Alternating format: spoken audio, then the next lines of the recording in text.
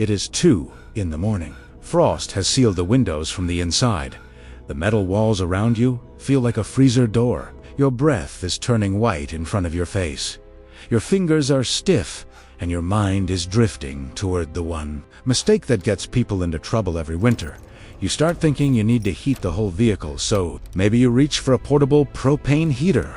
Maybe you think about idling the engine longer than you should. Maybe you tell yourself you only need a little warmth, just enough to get through the next few hours. But that is the trap.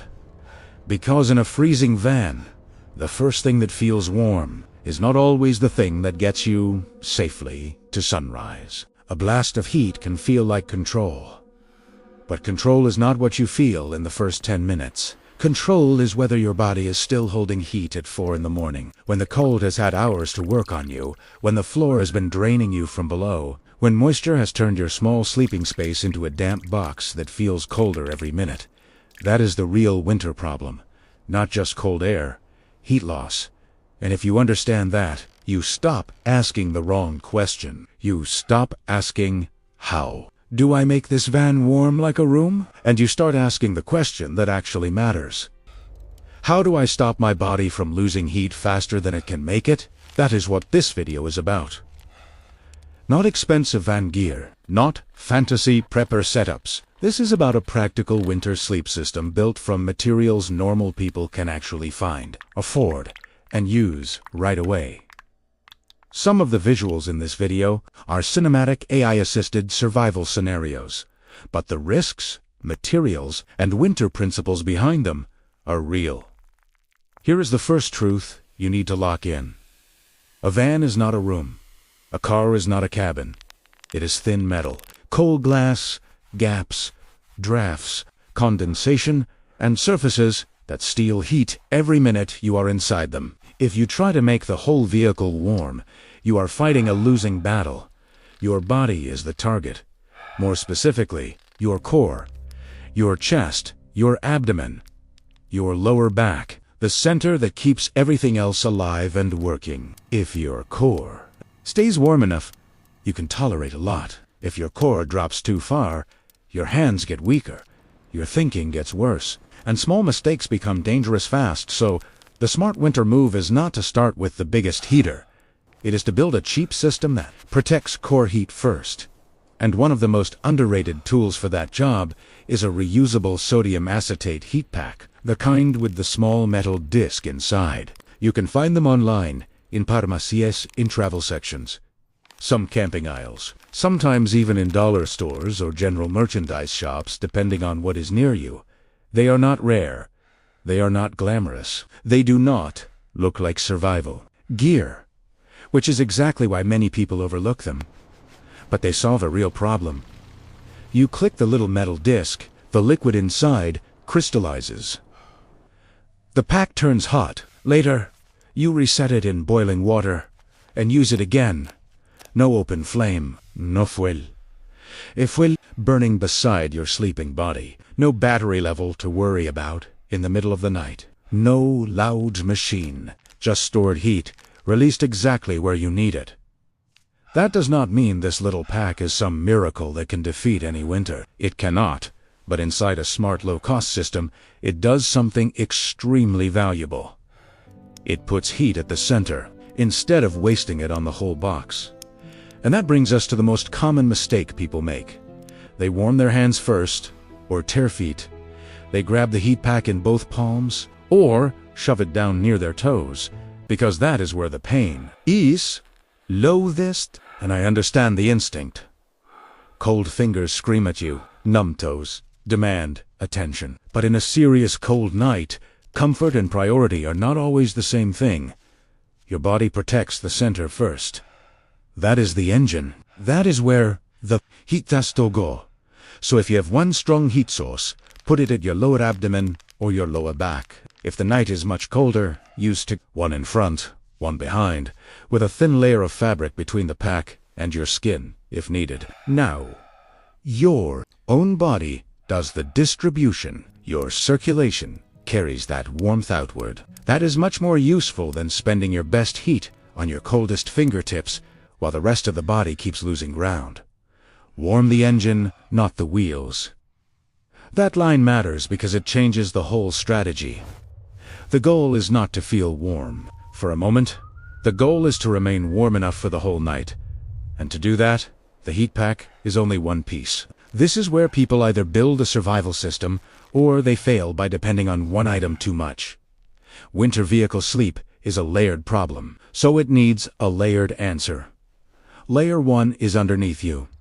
This is where cheap, effective survival starts, because the freezing floor, platform, or seat under your body can drain heat all night. People obsess over blankets and forget the surface below them is acting like a heat thief. That is why one of the best low-cost materials you can buy is a closed-cell foam pad. A basic camping pad, the simple folding kind. Even a gym mat is better than nothing. But real closed-cell foam is better because it is made to block conductive heat loss. It does not depend on electricity, and it still works when everything else feels basic. If you can afford one material, first, buy something that goes under you. Because insulation under the body often beats extra blanket on top when the surface below is the real enemy. If you do not have a proper pad yet, you still need a barrier tonight. Use what you have.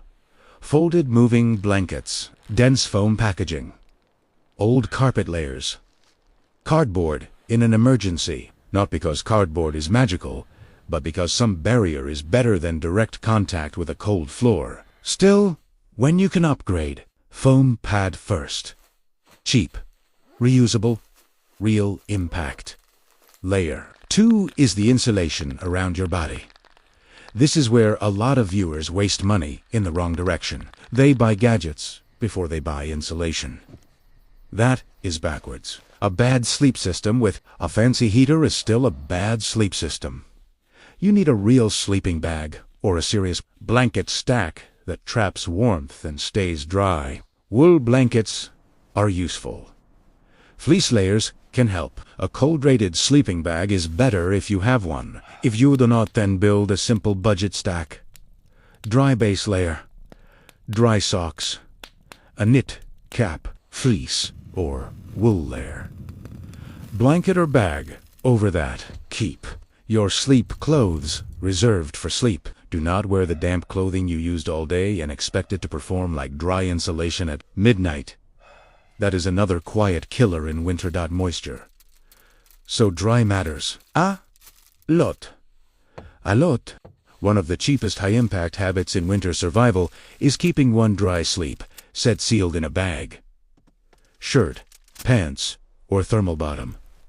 Socks, hat. Not expensive, just dry. And dry changes the night. Layer 3 is the windows. Bare glass bleeds. Heating makes the vehicle feel colder, even when the air temperature has not changed much. So, cover the windows. Again, this does not need to be a glamorous van conversion project. Reflectix is common because it is cheap, easy to cut, easy to fit, and sold in normal home improvement stores. Foldable windshield sunshades work too. Even thick fabric covers can help if that is what you have tonight. This is exactly the kind of material Rootfall State should always highlight. Stuff people can buy locally. Layer 4 is moisture control. This is the part beginners hate because it sounds drong. Brung. They think if the night is freezing, every opening should be sealed. But your breath is adding water to that space all night. If that moisture has nowhere to go, it condenses on the glass and metal, then works its way back into your environment. Damp air, damp bedding, colder surfaces. Morahitlos, so yes, in many winter vehicle situations, a tiny bit of controlled ventilation matters. A cracked window, a slightly open roof vent if you have one. Not enough to freeze yourself out, but enough to let moisture escape instead of trapping it. That is what a real system looks like. Core heat. Underbody insulation. Insulation. Window coverage. Moisture escape. Now let's make the danger clear with the mistakes that ruin this system. Deadly mistake number 1 is trying to solve an all-night winter problem with a short burst of risky heat. People get cold, tired, impatient, and they start chasing quick comfort. That mindset is dangerous. Dangerous. If your sleep plan depends on combustion in or around a tiny enclosed vehicle space, you are building risk into the hours when you are least alert and least able to react. Deadly mistake number 2 is spending money on the wrong category first. Fancy gadget. Weak insulation. That is how people burn their budget and still wake up freezing. Your money should go first to whatever stops the biggest heat loss. Usually that means pad, bag, window covering, dry clothing, then targeted heat, not the other way around. Deadly mistake number 3 is warming the wrong part of the body first. If your best heat source goes to your hands while your core keeps losing, you are treating the symptom louder than the problem deeper down. Deadly. Mistake number 4 is trusting one material to do the job of 5. A heat pack is not a sleeping bag. A sleeping bag is not a foam pad.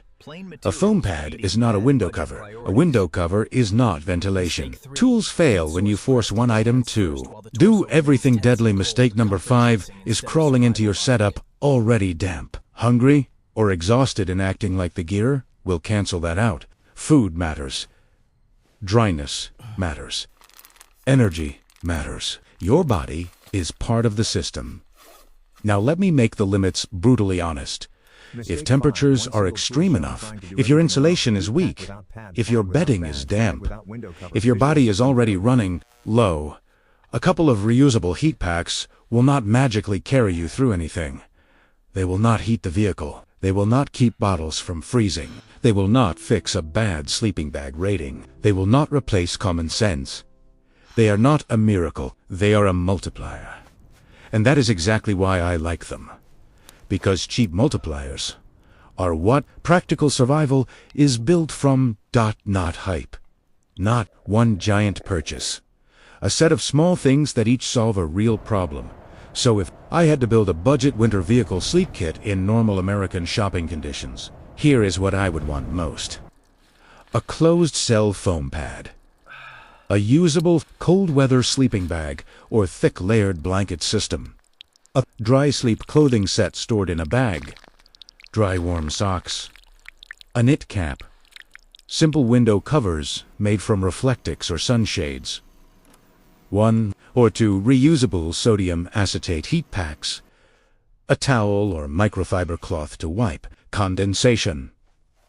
And if any fuel-burning device is part of your broader emergency plan, then a carbon monoxide detector belongs in the kit. None of that sounds exciting. That is the point. Exciting is for thumbnails. Effective is for the night you actually need to get through. So before we close, lock these 6 rules into your head. Do not try to heat the whole vehicle first. Protect the core before the hands and feet. Put insulation under the body, not just over it. Use materials you can actually buy and replace. Control moisture before it makes everything colder. And never confuse one warm gadget with a complete overnight system. That is how cheap materials start performing like serious survival tools. That is how you stop wasting heat on empty air and start keeping it where it matters. And that is how a freezing vehicle becomes survivable without pretending you can turn it into a heated room. If you have slept through a serious winter night in a vehicle, tell me the one cheap material that did the most real work for you. Not the coolest purchase. The one that actually changed the night. And if your setup still leaves the windows soaked by morning, pay attention, because that next issue is where a lot of winter systems quietly fail. Cold is only half the fight. Condensation is the next thing that comes for you. Stay warm. Stay dry. Stay harder to kill.